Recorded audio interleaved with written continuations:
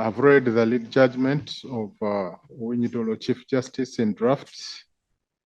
On the whole, I agree with the spirit, findings, declarations, recommendations, and orders. Before delving into the substance of the judgment, let me deal with one preliminary point of public interest. As one of the surviving members of the original panel that first heard this matter, I reiterate the explanation that unprecedented occurrences indeed hindered and stood in the way of the expeditious disposal of this appeal.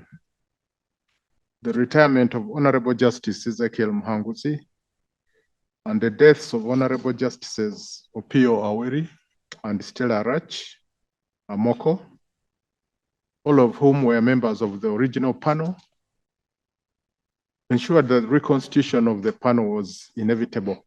It was not until Honorable Justices Catherine Bamgemereire and Monica Mugenyi, Justices of the Supreme Court, were appointed in 2024 that a full panel could finally be reconstituted. Suffice to say that any delay in dispensing justice is always regrettable, whatever the cause. The larger principles at play in this case are the age-old principles of the jurisprudence of criminal law.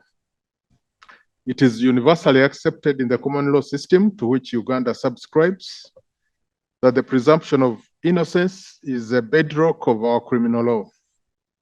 And this has been incorporated in the 1995 Constitution of the Republic of Uganda under Article 28(3)(a), which states that every person who is charged with a criminal offense shall be presumed to be innocent until proved guilty or until that person has pleaded guilty.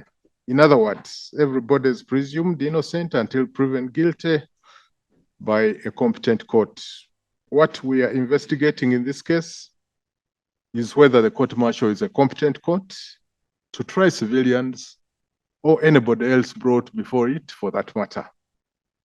Other guarantees of justice and fairness in criminal proceedings are the right to a fair trial and the right to a fair hearing as stipulated under Article 28(1) of the said Constitution, which reads, in the determination of civil rights and obligations or any criminal charge, the person shall be entitled to a fair, speedy, and public hearing before an independent and impartial court or tribunal established by law, close quotation.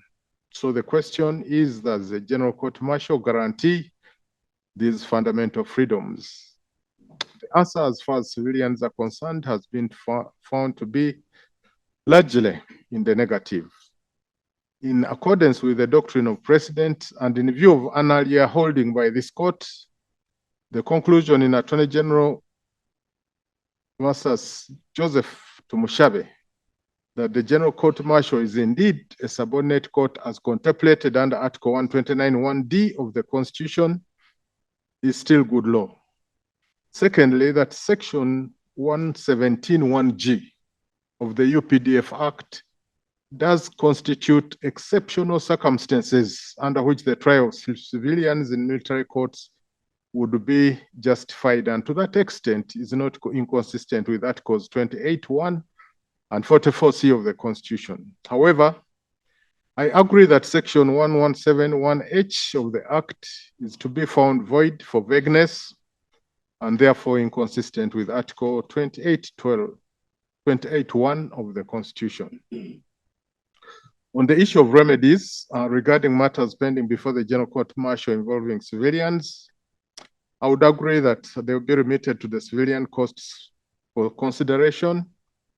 And in regard to trial of members of the military, I agree with the recommendations given to the executive and parliament to work on the necessary amendments in order to bring the court-martial in conformity with the Constitution.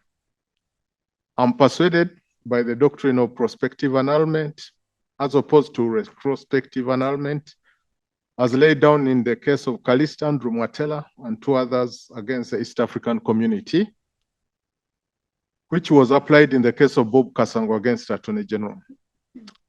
The same principle was held in the case of East African Law Society and four others against Attorney General of Kenya and three others. The court declined to invalidate amendments found to violate the treaty. Court, however, invoked prospective annulment and declared that involvement of the people in the treaty amendment process would have prospective application. In the case of A against the governor of Upper Hill Prison, the Supreme Court of Ireland held that the declaration of unconstitutionality of a law has prospective effect only. It was further held that the court cannot interfere with final decisions of the courts, even if based on a law later to be found unconstitutional. Otherwise, retrospective annulment or retrospective effect, as termed elsewhere, would create an absurdity which the courts can and should never intend. Dated at Kampala, the 31st day of January, 2025.